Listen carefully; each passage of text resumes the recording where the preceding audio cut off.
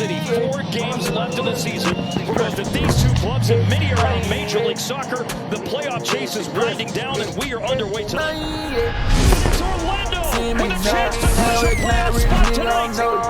And they possess and they build and they whipping in the corner again. Enrique, what a goal! Oh, Enrique!